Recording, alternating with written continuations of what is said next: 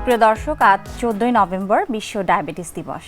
সবাইকে অনেক অনেক শুভেচ্ছা জানিয়ে শুরু করছি এনটিভির বিশেষ আয়োজন Arita Galen chronic care division of Aristo pharma limited নিবেদিত সুস্বাস্থ্য প্রতিদিন প্রতিক্ষণ এই অনুষ্ঠানে। আপনাদের সঙ্গে আছি আমি ডাক্তার মোনা তাহসিন। আজ আমরা কথা বলবো বিশ্ব ডায়াবেটিস দিবসের এবারের প্রতিপাদ্য বিষয়টি নিয়ে। এ বিষয়ে আলোচনা করার জন্য আমাদের স্টুডিওতে আমরা আমন্ত্রণ জানিয়েছি দুজন বিশেষজ্ঞ চিকিৎসককে। চলুন অনুষ্ঠানের শুরুতেই পরিচিত হয়ে নিই আমাদের আজকের অতিথিগণের সাথে। আমাদের সঙ্গে আছেন অধ্যাপক doctor Mohammad Hafizur Rahman, senior consultant, endocrinology বিভাগ, ইউনাইটেড হসপিটাল। এছাড়াও আছেন ডাক্তার এম সাইফুদ্দিন, সহযোগী অধ্যাপক, ডায়াবেটিস ও এন্ডোক্রাইনোলজি বিভাগ, ঢাকা মেডিকেল কলেজ হাসপাতাল। স্যার, আপনাদের দুজনকে অনেক অনেক শুভেচ্ছা এবং স্বাগত আমাদের আজকের অনুষ্ঠানে। ধন্যবাদ। ধন্যবাদ আপনাকে। প্রথমেই আমি ডাক্তার মোহাম্মদ হাফিজুর রহমান স্যারের কাছে জানতে চাইব, স্যার, আজ বিশ্ব ডায়াবেটিস দিবস, তো প্রতিবারের মতো আজও এটি আসলে সগৌরবে পালিত হচ্ছে। এবারে প্রতিপাদ্য বিষয়টি কি? আমরা সবাই জানি যে ডায়াবেটিস এই রোগটা কিন্তু মহামারী আকারে ছড়িয়ে পড়ছে। একদম। তো এই জন্য এই বিশ্ব ডায়াবেটিস দিবস পালন করার উদ্দেশ্যই হলো যে এই রোগ সম্বন্ধে আমাদের একটু সচেতন হওয়া, অর্থাৎ এর অ্যাওয়ারনেস বাড়ানো, অর্থাৎ এই রোগটাকে কিভাবে আমরা প্রতিরোধ করতে পারবো, কিভাবে আমরা এই রোগটাকে নির্ণয় করতে পারবো, কিভাবে এর চিকিৎসা করতে পারবো এবং এর জটিলতাকে কমাতে পারবো। এই জন্যই কিন্তু প্রতি বছর পালন করা হয় এবং এক একটা থিম থাকে।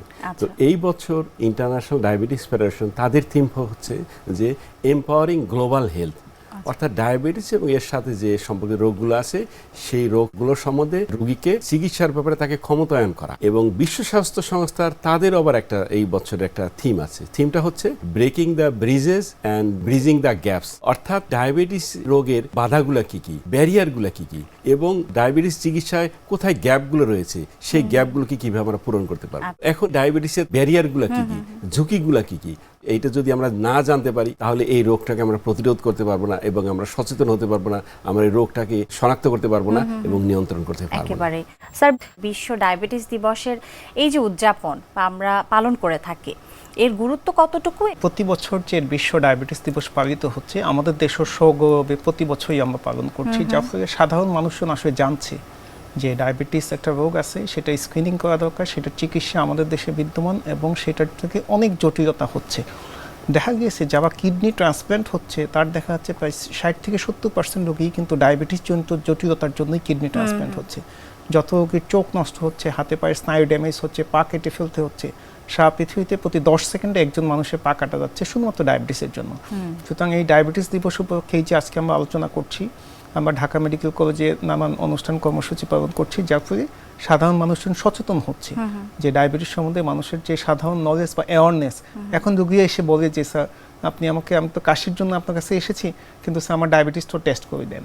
তো এই যে মানুষের একটা সচেতনতা, এটাই এই দিবস প্রতি বছর উদযাপন করা, এটা একটা ফলাফল যেটা আমাদের খুবই দরকার বলে আমি মনে করি। স্যার, একটু জানাবেন যে আপনি বলছিলেন কিছু ব্যারিয়ার্স আছে আমাদের, তো সেই ব্যারিয়ারগুলো কি কি দেখেছেন আপনি আপনার এই প্র্যাকটিস জীবনে? এটা শুধু আমার জীবন না, এটা সবার ক্ষেত্রে এই ব্যারিয়ারগুলোর সম্বন্ধে সবাইকে একটু খেয়াল রাখতে হবে। তো এই ঝুঁকিগুলো কি কি, তো আমরা প্রথমে বলি যে আমরা যারা এই সাউথ ইস্ট এশিয়ান আমরা সবাই কিন্তু ডায়াবেটিসের উচ্চ ঝুঁকিতে আছি। দ্বিতীয় যেটা সেটা হচ্ছে যে বয়স বাড়ার সাথে সাথে ঝুঁকিটা বেড়ে যায়, বিশেষ করে 30 বছরের পর থেকে কিন্তু ডায়াবেটিস হওয়ার ঝুঁকি বাড়তে থাকে। এরপরে হচ্ছে যে ওজন বাড়ার সাথে সাথেই ঝুঁকিটা কিন্তু বেড়ে যায়, যার শরীরের ওজনটা স্বাভাবিক ওজনের থেকে বেশি তার কিন্তু ঝুঁকি বাড়বে এবং ওজন যত বাড়তে থাকবে এই ঝুঁকিটা তত বাড়তে থাকবে। এছাড়াও আরও কতগুলো ফ্যাক্টর, যেমন আমরা বলি যে আমাদের রক্ত সম্পর্কিত নিকট আত্মীয়, যেমন বাবা মা ভাই বোন যদি ডায়াবেটিস আক্রান্ত থাকে তাদের ঝুঁকি বেশি, যাদের দেখা যাচ্ছে যে ব্লাড প্রেশার বেশি, যাদের দেখা যাচ্ছে রক্তে কোলেস্টেরল বেশি, যারা কায়িক পরিশ্রম করে না, ব্যায়াম করে না, তাদের ঝুঁকিটা বেশি। তারপরে আমরা দেখি ইদানিং মেয়েদের ক্ষেত্রে দেখা যাচ্ছে যে অল্প বয়সে তাদের স্বাস্থ্যটা একটু বেড়ে যাচ্ছে, মুখে লোম হচ্ছে, ঘাড়ের চামড়াটা একটু কালো হয়ে যাচ্ছে। তো আমরা এটাকে মাসিকটা অনিয়মিত, এটাকে আমরা পলিসিস্টিক ওভারি সিনড্রোম বলি, এদের ডায়াবেটিসের ঝুঁকি বেশি। এবং একটা মা দেখা যাচ্ছে যে আগের বার তার যে গর্ভকালীন সময় তার ডায়াবেটিস হয়েছিল, অথবা গর্ভকালীন সময় তার বাচ্চার গর্ভের পরবর্তী তার বাচ্চার ওজন 9 পাউন্ডের বেশি, তারাও কিন্তু ডায়াবেটিসের ঝুঁকিতে আছে। তাছাড়াও আরও কিছু রোগ, যাদের প্যানকিটাইটিস হয়েছে, যারা HIV আক্রান্ত, এদেরও ডায়াবেটিসের ঝুঁকি থাকে। অর্থাৎ এই যে আমরা যে ঝুঁকিগুলো বললাম, এই ঝুঁকিগুলোকে কিন্তু বিশেষ করে আমার বয়স বেড়ে যাচ্ছে, এখানে কিন্তু আমার কিছু করণীয় নাই।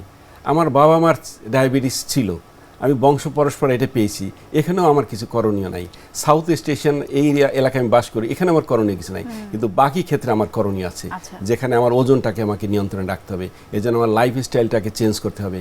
আমার যদি ব্লাড প্রেশার থাকে, ব্লাড প্রেশারকে নিয়ন্ত্রণ রাখতে হবে। কোলেস্ট্রল থাকলে কোলেস্ট্রলকে নিয়ন্ত্রণ করতে হবে। যারা স্মোক করেন তার স্মোকিং বাদ দিতে হবে।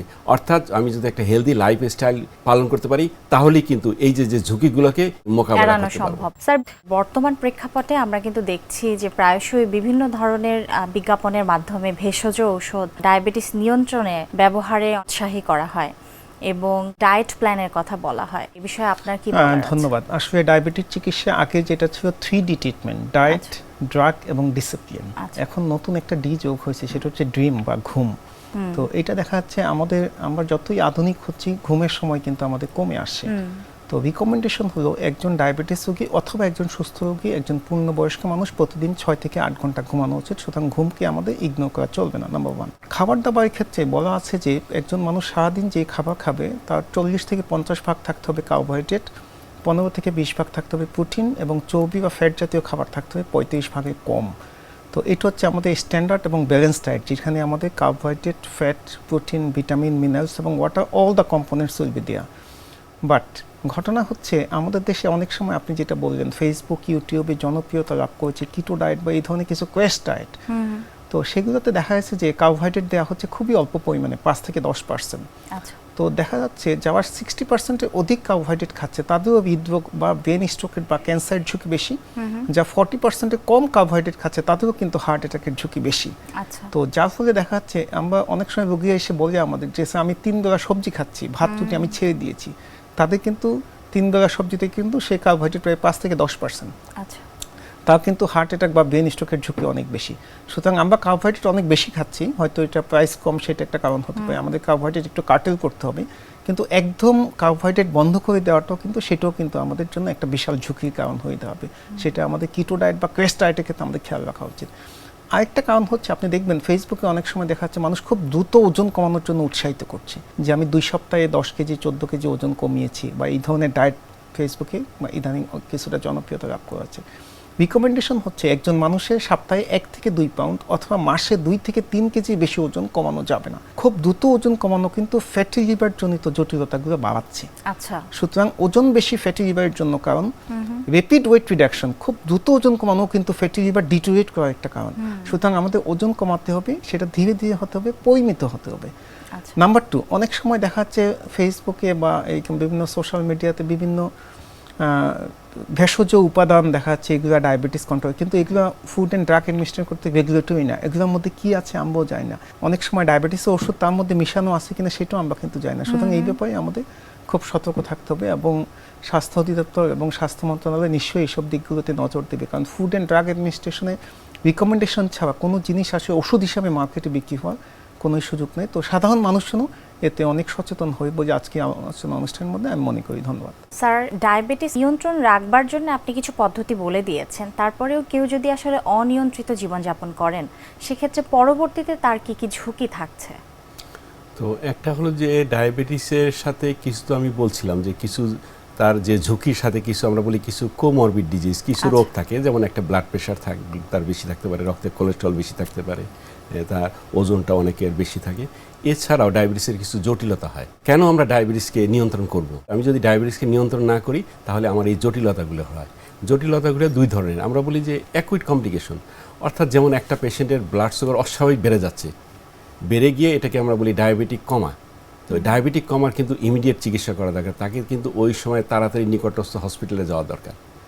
অথবা সুগার অস্বাভাবিক কমে যাওয়া, এগুলো হলো অ্যাকুইট কমপ্লিকেশন, আমরা যেটাকে হাইপোগ্লাইসিমিয়া বলি, এটা হলো অ্যাকুইট কমপ্লিকেশন। এছাড়াও দীর্ঘমেয়াদী কিছু জটিলতা হয়।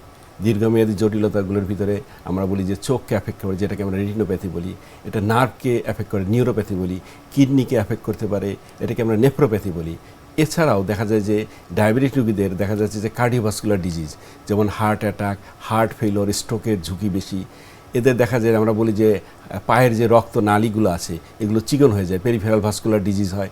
তাহলে অর্থাৎ এছাড়াও আমরা যে ডক্টর সাইফুদ্দিন যেটা বলছিল যে ফ্যাটি লিভার, তো এই জিনিসগুলোর কিন্তু নতুন নতুন কিছু তার জটিলতা তৈরি হচ্ছে।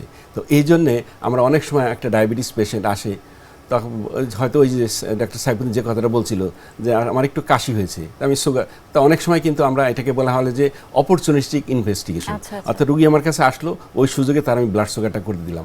তখন আমরা অনেক সময় পাই ব্লাড সুগার 30, তো রুগী বলছে না ডাক্তার আমার তো কোনো প্রবলেম নাই। তো তখন কিন্তু তাদেরকে যদি আমরা বুঝাতে পারি যে না, আপনি যদি এখন এটাকে নিয়ন্ত্রণ না করেন ভবিষ্যতে এই জটিলতাগুলো হতে পারে, অর্থাৎ একটা পেশেন্টকে আমাদের বুঝাতে হবে। কিন্তু যে আজকের যে বিশ্ব ডায়াবেটিস দিবসের যে প্রতিপাদ্য বিষয়ই কি কিন্তু এটাই যে রোগীকে এই ডায়াবেটিস সম্বন্ধে সচেতন করতে হবে, রোগীর কি করণীয়, কিভাবে ওষুধ খাবে, তার লাইফস্টাইলটা কেমন হবে, রোগী যেন ডায়াবেটিসকে কন্ট্রোল করতে পারে, ডায়াবেটিস যেন তাকে কন্ট্রোল না করে। স্যার, আমরা আগে দেখতাম যে ডায়াবেটিসটা আসলে একটা ওল্ড এজ বা অ্যাডাল্ট অনসেটের একটা অসুখ, কিন্তু এখন যেমন দেখতে পাই অনেক ছোট বয়সেই অনেকে ডায়াবেটিস নিয়ে চলে আসে। এই যে ইয়াংদের বা কম বয়সে ডায়াবেটিস হচ্ছে, এর পেছনে কি কারণ আপনি দেখেছেন? আজ থেকে 10 বছর আগে আমরা দেখতাম যে ছেলে মেয়েরা বাবাদের নিয়ে আসে, যে বাবা কেন নিয়ে আসে, বাবা হয়তো ডায়াবেটিস সাথে অন্য কোনো জটিলতা আছে। কিন্তু এখন আমি নিশ্চিত যে স্যারদের চেম্বার একই রকম। এখন বাবারা বাচ্চাদের নিয়ে আসে, বাবা আসে যে স্যার আমি আমাকেও দেখাবো, আমার বাচ্চাকেও দেখাবো, আমাদের দুজনেই কিন্তু ডায়াবেটিস। তো আগে যেটা আমাদের ধারণা ছিল যে ডায়াবেটিস শুধুমাত্র বয়স্কদেরই হচ্ছে, এখন কিন্তু সেটা হচ্ছে না আসলে। এবং আমার ধারণা এভারেজ এখন বাংলাদেশে ডায়াবেটিস ডেভেলপ করছে around the age of 25 years, মানে 25 বছর বয়সে ডায়াবেটিস ডেভেলপ করছে আমাদের দেশে বর্তমান প্রেক্ষাপটে। তো আমরা এখন খুব অল্প বয়সেও ডায়াবেটিস পাচ্ছি, ধরেন 8, 9, 10 বছর, এবং এটা খুবই অ্যালার্মিং যে টাইপ 2 ডায়াবেটিস যেটা টাইপ 1 অল্প বয়সে হতে পারে, সেটা ইনসিডেন্স আমাদের দেশে খুবই কম। টাইপ 2 ডায়াবেটিস যেটা লাইফস্টাইল রিলেটেড ডিজিজ বলি আমরা, সেটা খুব অল্প বয়সে হচ্ছে, বাচ্চা ক্লাস 2তে ক্লাস 3তে পড়ছে, এই 9, 10, 11, 12 বছর বয়সে টাইপ 2 ডায়াবেটিস হচ্ছে। একটা কারণ হচ্ছে যে ফিজিক্যাল অ্যাক্টিভিটি খুবই কম, বাচ্চারা বাসায় থাকছে, গেমস খেলছে, বাইরে খেলাধুলা নেই। আর নাম্বার 2 হচ্ছে খাবার দ্রব্যের খুব অ্যাভেলেবিলিটি। এখন ফুড পান্ডা আপনি বাসায় অর্ডার করবেন, বাসায় এসে জাঙ্ক ফুড বা রিচ ফুড দিয়ে যাবে, যার ফলে যে ওজন বেশির যে একটা টেন্ডেন্সি, আপনি স্কুলগুলোতে দেখবেন যে অল্প ওজনের বাচ্চা খুব কম পাচ্ছেন, অধিকাংশই শহরাঞ্চলে যেসব স্কুলগুলোতে আপনি দেখবেন যে ওজন অনেক বেশি, এইসব বাচ্চাদেরই কিন্তু ডায়াবেটিস হওয়ার ঝুঁকি অনেক বেশি। লাইফস্টাইল এটির প্রতি আসলে আপনি বেশি জোর দিচ্ছেন। স্যার, আমাদের বিশ্ব ডায়াবেটিস দিবসের যেহেতু উদ্দেশ্য আমাদের রোগীদেরকে অ্যাওয়্যার করা, তারই অংশ হিসেবে আমাদের আজকের এই অনুষ্ঠান। তো এই অনুষ্ঠানে আমরা একটি অংশ রেখেছি যেখানে একজন পায়োনিয়ার চিকিৎসক ডায়াবেটিস দিবস সম্পর্কে এবং ডায়াবেটিস সম্পর্কে আমাদের রোগীদেরকে বিশেষ কিছু মন্তব্য করবেন, সেটি এখন আমাদের দর্শকদের দেখিয়ে আসবো। প্রিয় দর্শক, দেখছেন Arita Galen chronic care division of Aristo pharma limited নিবেদিত সুস্বাস্থ্য প্রতিদিন প্রতিক্ষণ এই অনুষ্ঠানটি।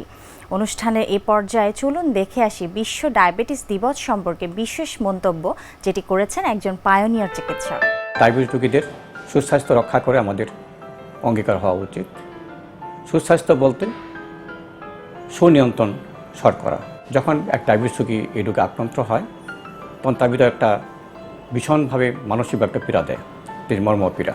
এর মর্মের কারণে সে অবসাদ ফিল করে, অস্থিরতা ফিল করে, হীনমন্যতায় ভোগে। অন দ্য আদার হ্যান্ড, এই মানসিক অস্থিরতা, মর্মবেদনা তার ডায়াবেটিস নিয়ন্ত্রণের ব্যাপারে বাধা সৃষ্টি করে, অর্থাৎ ঠিকমতো সে নিয়মগুলি মানতে চায় না, যে পদক্ষেপ যেগুলি আছে। মর্মপীড়া একদিকে ডায়াবেটিস নিয়ন্ত্রণে আপনি বাধা সৃষ্টি করে, অন্যদিকে এই যে ডায়াবেটিস ডিস্ট্রেস, তার সাথে ইনসুলিনের একটা সম্পর্ক রয়ে গেছে। যখন আমরা তাকে পরামর্শ দিই, সেটাও একটা তার মনের ভিতরে একটা বিরাট অস্থিরতা কাজ করে। সব মিলে মানসিক অস্থিরতা, দৈহিক কারণ সব কিছু এটা শর্করা নিয়ন্ত্রণ রাখতে পারেন না। অন্যদিকে যাদের এখন ডায়াবেটিস হয় নাই, আক্রান্ত হন নাই, তাদের ইম্পর্টেন্ট বিষয় হলো তাদের সুস্বাস্থ্য রক্ষা হওয়া উচিত। সুস্বাস্থ্য রক্ষা করতে পারলে আমি শর্করা ডায়াবেটিস থেকে নিজেকে মুক্ত রাখতে পারবো। সুস্বাস্থ্য রক্ষা করার উপায়গুলি যেগুলি আছে, যেমন খাদ্যাভ্যাস পরিবর্তন, সুষম খাদ্য খাওয়া, রীতিমতো কায়িক পরিশ্রম করা, ওজন দিকে খেয়াল রাখা এবং রীতিমতো পর্যাপ্ত পরিমাণে ঘুমানো এবং মোবাইল ফোনের প্রতি আসক্তি কমায় দেওয়া। তাহলে এই যে জীবনের যাত্রার যে আমাদের প্রণালীগুলি আছে, পদক্ষেপগুলি আছে, যদি আমরা সবাইকে সচেষ্ট করতে পারি, নিজে যেমন ডায়াবেটিস রোগী হিসেবে না হয়নি এখনও নিজেকে রক্ষা করতে পারবো, অন্যদিকে তার ডায়াবেটিস রোগী আছে তাতে সে সাহায্যে হাত বাড়িয়ে দিয়ে তার শর্করা সুনিয়ন্ত্রণ রাখতে পারবো। তাহলে সম্ভব সুস্বাস্থ্য রক্ষা করা আমাদের ডায়াবেটিস রোগীদের। আপনারা দুজনেই বলছিলেন যে আসলে কিভাবে আমাদের লাইফস্টাইল হওয়া উচিত, আমাদের কি কি করণীয় আছে এবং না করলে কমপ্লিকেশনস কি হতে পারে। তো আমরা জানি ডায়াবেটিসের হবার পেছনে যে হরমোনটি, সেটিকে আমরা ইনসুলিন বলে থাকি। তো ইনসুলিন এটি একটি চিকিৎসা পদ্ধতির মধ্যে অন্যতম। তো অনেকেরই কিন্তু অনীহা থাকে স্যার, যে ইনসুলিন বা এই যে সুই ফোটানো চিকিৎসা, এটি তারাতে নিতে চান না বা ভয় পান। তো স্যার কি বলবেন এই ব্যাপারে, আপনার কি বলার আছে? একটা হলো যে এখন তো ইনসুলিন যেটা আমরা বলি যে ইনসুলিন হচ্ছে সব থেকে প্রাচীন চিকিৎসা, এবং ইনসুলিন আবিষ্কার আমরা 100 বছরের বেশি হয়ে গেছে ইনসুলিন আবিষ্কার হয়েছে। এবং ইনসুলিন কিন্তু একটা লাইফ সেভিং ড্রাগ। একদম। তো প্রথম যখন এটা ধরা পড়লো তখন কিন্তু যে একটা বাচ্চার কিন্তু প্রথমে যে একটা ছোট্ট বাচ্চার দেওয়া হয়, এবং তখন ওই ইনজেকশনটা দেওয়ার পরে দেখা গেল যে তার ওই জায়গাটা যেখানে দিল ওখানে একটা অ্যাবসেস হয়ে গেল। তারপরে দেখা গেল যে এটা দিনে কয়েকবার দিতে হয়। আস্তে আস্তে আস্তে আস্তে দেখা গেল যে এই ইনসুলিন ওই মলিকুলের অনেক মডিফিকেশন এখন হয়েছে। এটা দেওয়ার পদ্ধতির অনেক পরিবর্তন হয়েছে। যেমন আমি যখন বার্ডেমে পড়াশোনা করেছি তখন দেখতাম যে একটা বড় সিরিঞ্জ থাকতো, সিরিঞ্জটা তাকে বয়েল করতে হতো প্রতিদিন। হ্যাঁ, একটা বড় নিডল থাকতো, ওই নিডল সিরিঞ্জ প্রতিদিন বয়েল করতো। তারপরে একটা স্পিরিট ল্যাম্প থাকতো, ওটা দিয়ে সে তার ইউরিনটাকে টেস্ট করতো যে গ্রিন, ইয়েলো, রেড। হ্যাঁ, এটা খুব একটা ঝামেলার জিনিস ছিল, কিন্তু সেই জিনিসটা কিন্তু এখন অনেক পরিবর্তন হয়ে গেছে। তো এই জন্য একটা হয় কি যে আমরা যখনই ডায়াবেটিস চিকিৎসার ইনসুলিন কিন্তু একটা পর্যায়ে যদি দিতে হয়, হ্যাঁ, যখন আমরা ইনসুলিন আমরা কাকে দিই, আমরা কিন্তু প্রাথমিক অবস্থায় কিন্তু ইনসুলিন দিই না। আমরা প্রথমে বলি লাইফস্টাইল মডিফিকেশন, তারপর কিছু মুখে খাবার ওষুধ, তারপরে কিছু ক্ষেত্রে যেমন হার্ট ডিজিজের একটা পেশেন্ট কার্ডিয়াক প্রবলেম আছে তার এক ধরনের ওষুধ, একটা পেশেন্টের কিডনির প্রবলেম আছে তার এক ধরনের ওষুধ, একটা পেশেন্টের লিভারে চর্বি আছে তার এক ধরনের ওষুধ, একটা পেশেন্টের বডি ওয়েট বেশি তার এক ধরনের ওষুধ। কিন্তু দেখা যাচ্ছে সুগার 30, অস্বাভাবিক ব্লাড সুগার, একটা পেশেন্ট হসপিটালে ভর্তি হচ্ছে, একটা পেশেন্ট ডায়াবেটিক কমানি হসপিটাল ভর্তি হলো, একটা প্রেগনেন্ট মহিলা, তাদের ক্ষেত্রে কিন্তু তখন আমার ইনসুলিন দিতে হবে। তো অনেক সময় আমাদের কাছে আসে, ওই যে বললাম যে আমি যে এক্সাম্পলটা দিলাম, ব্লাড সুগার 30, রোগী বলবে ডাক্তার সাহেব আমার তো কোনো প্রবলেম, আমি নিব না। তো আর 2 নম্বর হলো যখনই ইনসুলিনের কথা বলা হয় তখন সে কিছুতেই নিতে চায় না, যে একটা প্রিক করতে হয়। তখন কিন্তু তাদের আমরা এটা বলি, অনেকের ভয় এটাই যে মনে করে যে ইনসুলিন দিলে বোধহয় আমার লাইফের আমি শেষ পর্যায়ে চলে এসেছি, ইনসুলিন ছাড়া আমি আর বাঁচবো না। তো এটাও কিন্তু একটা ভুল ধারণা অনেক সময় থাকে। যখন ব্লাড সুগার অস্বাভাবিক থাকে, এটাকে বলি আমরা গ্লুকোটক্সিসিটি, অর্থাৎ গ্লুকোজ নিজেই তখন ইনসুলিনকে কাজ করতে দেয় না। তখন দেখে রক্তে চর্বি বেশি থাকে, চর্বি তখন গ্লুকোজকে কাজ করতে দেয় না, তখন এটাকে কমাতে হয়। তখন ইনসুলিন দিয়ে আমরা এটা কমিয়ে আনি। কমিয়ে আনার পরে যাদের প্রথমবার ডায়াবেটিস ধরা পড়ে, কিন্তু তাদের কিন্তু পরে আমরা ওষুধ দিতে পারি। কিন্তু কিছু ক্ষেত্রে আবার এই ইনসুলিনই দিতে হয়, যেমন একটা হসপিটাল সেটিং, তখন কিন্তু তার উপায় নাই।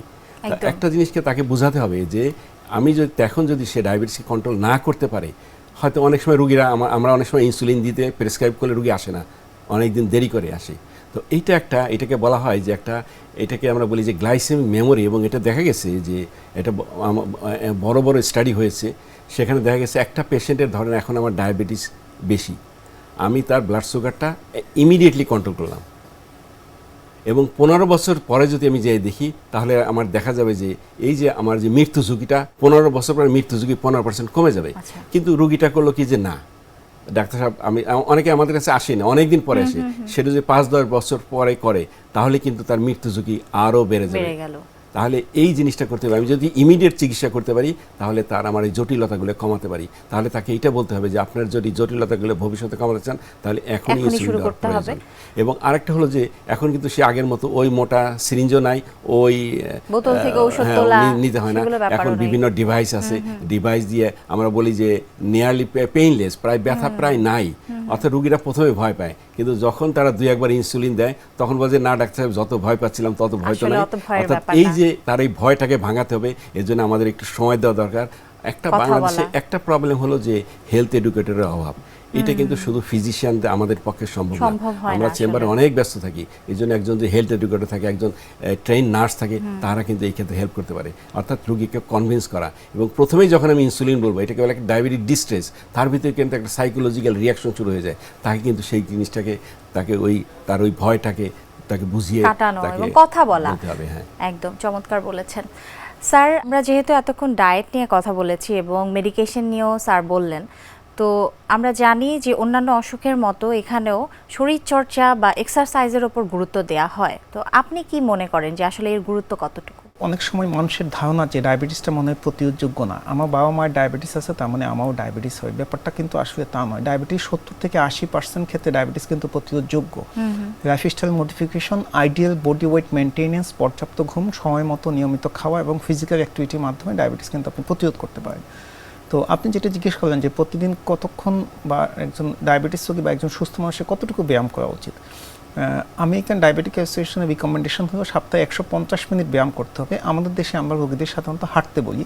এছাড়াও ভারী এক্সারসাইজও আপনি করতে পারবেন, সুইমিং, জগিং, সাইক্লিং, আপনি যেটা আপনি পছন্দ করেন সেটা সপ্তাহে 4 থেকে 5 দিনের মধ্যে বিস্তৃত হলে সবচেয়ে ভালো হয়।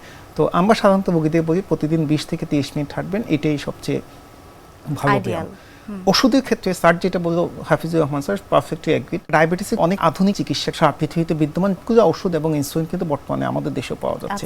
আগে ডায়াবেটিসের চিকিৎসা হতো শুধুমাত্র সুগার কন্ট্রোল, এখন দেখা যাচ্ছে ডায়াবেটিসের চিকিৎসাটা এমনভাবে করতে হবে যাতে সুগার কন্ট্রোলের পাশাপাশি হৃদরোগ, kidney damage, fatty liver, brain স্ট্রোকের ঝুঁকিও যাতে কমানো যায়, কিছু স্পেশাল কিছু মেডিকেশন পাওয়া যায় যাতে ওই ধরনের প্রপার্টিগুলো আছে যেগুলো হার্ট অ্যাটাক এবং কিডনি ড্যামেজের ঝুঁকি কমায়। ইনসুলিনের ক্ষেত্রে এখন কিন্তু অনেক মডার্ন ডিভাইস ইনসুলিন আসছে যেগুলো খুবই নিয়ারলি পেনলেস, খুবই ছোট নিডল, এবং এটা আপনি পকেটে নিয়ে সারাদিন ঘুরতে পারবেন। মানে এগুলোর টেম্পারেচার মানে বলা যায় যে মোটামুটি ফ্রেন্ডলি, আপনি পকেটে নিয়ে ঘুরলেও কিন্তু নষ্ট হবে না প্যানের যেসব ইনসুলিনগুলো। এবং কিছু ইনসুলিন পাওয়া যায় যেগুলো খাওয়ার পরেও দেওয়া যায়। সুতরাং এখন অনেক ধরনের সুযোগ সুবিধা কিন্তু বাংলাদেশে, এবং কন্টিনিউয়াস গ্লুকোজ মনিটরিং আমরা পেটের পাশে অথবা হাতের ডিভাইস লাগিয়ে দিই, সেটা 48-72 ঘন্টা 3 থেকে 7 দিন পর্যন্ত পেশেন্টের 24 ঘন্টা সুগার প্রোফাইল কিন্তু আমরা দেখতে পাই খুব কম। হলটার আমরা যেভাবে মনিটর করি সেই রকম, এটা আমরা সিজিএম বলি, কন্টিনিউয়াস গ্লুকোজ মনিটরিং। এই 4 থেকে 5 হাজার টাকা খরচ হয়। আমরা যাদের ব্লাড সুগার খুব বেশি ফ্ল্যাকচুয়েট করছে, আপ ডাউন করছে, তাদের কিন্তু আমরা করছি। সুতরাং ডায়াবেটিসের সব ধরনের চিকিৎসা, সব ধরনের ওষুধ আমাদের দেশে বিদ্যমান। আপনার কাজ হলো একজন এন্ডোক্রাইনোলজিস্ট বা হরমোন স্পেশালিস্টকে দেখাবেন, উনি আপনাকে গাইড করবে। স্যার, আমরা একেবারে অনুষ্ঠানের শেষ পর্যায়ে আছি। আজ এই বিশ্ব ডায়াবেটিস দিবসে চমৎকার একটি উদ্যোগ নিয়েছে অ্যারিস্টো ফার্মা লিমিটেড, সেই সাথে আমাদের এনটিভি, এই যে প্রাইভেট টেলিভিশন, আমরা চেষ্টা করছি মানুষকে অ্যাওয়্যার করার, সেই সাথে একটি ওষুধ কোম্পানি আমাদের সাথে আসলে একযোগ হয়েছে। স্যার, আপনার কি মতামত আসলে এই বিষয়ে? আমরা আর কিভাবে মানুষকে আরো বেশি অ্যাওয়্যার করতে পারি? ধন্যবাদ আপনাকে। আসলে এইবারের এই যে আমরা বলছিলাম থিমের কিন্তু একটা অংশ আমরা যেটা বলছিলাম যে এম্পাওয়ারিং গ্লোবাল হেলথ। তো এই গ্লোবাল হেলথটা একটা পেশেন্ট একা কিন্তু এই যুদ্ধে পারবে না। তা এই যুদ্ধে আমাদের সবার সমষ্টিগত উদ্যোগ দরকার। সেই জন্য এখানে রোগীর সহযোগিতা দরকার, এখানে ফিজিশিয়ান লাগবে, এইখানে একটা ভালো হেলথ সিস্টেম দরকার। এখানে দরকার যে সরকার, শুধু সরকার একার না, বেসরকারি প্রতিষ্ঠান যারা আছে তাদের এগিয়ে আসতে হবে। বিশেষ করে যে যেটা বললেন যে অ্যারিস্টো ফার্মা এই ধরনের যে একটা প্রোগ্রাম, অ্যাওয়ারনেস প্রোগ্রাম করছি, এখানে মিডিয়ার গুরুত্ব অনেক। অর্থাৎ আমরা যদি সবাই মিলিতভাবে চেষ্টা করি তাহলেই কিন্তু একটা ডায়াবেটিস রোগীর একটা সুন্দর ভবিষ্যৎ আমরা দিতে পারব। একেবারে চমৎকার স্যার। ধন্যবাদ মোনাত হাসিন, আপনাকে চমৎকার উপস্থাপনার জন্য ধন্যবাদ। এনটিভিকে ধন্যবাদ, আমি আগেও এখানে অনুষ্ঠান করেছি। অ্যারিস্টো ফার্মার প্রতি কৃতজ্ঞতা। আসলে এই যে আমরা যে আলোচনা করছি, সাধারণ মানুষজন শুনছে, এটাই কিন্তু ডায়াবেটিস দিবসে একটা খুবই ইম্পর্টেন্ট থিং। এই যে আমাদের নলেজ যে আমরা ডিসেমিনেশন করছি, তো সবাইকে আবার অশেষ ধন্যবাদ ও কৃতজ্ঞতা। একেবারে অনেক অনেক ধন্যবাদ আপনাদের দুজনকে। প্রিয় দর্শক, এতক্ষণ দেখছিলেন Arita Galen chronic care division of Aristo pharma limited নিবেদিত সুস্বাস্থ্য প্রতিদিন প্রতিক্ষণ এই অনুষ্ঠানটি। আজ কথা হলো বিশ্ব ডায়াবেটিস দিবসের এবারের প্রতিপাদ্য বিষয়টি নিয়ে। আশা করছি আমাদের আজকের এই আলোচনা আপনাদের অনেক ভালো লেগেছে। আবারও দেখা হবে অন্য কোনো অনুষ্ঠানে। সে পর্যন্ত সবাই ভালো থাকুন, সুস্থ থাকুন। আল্লাহ হাফেজ।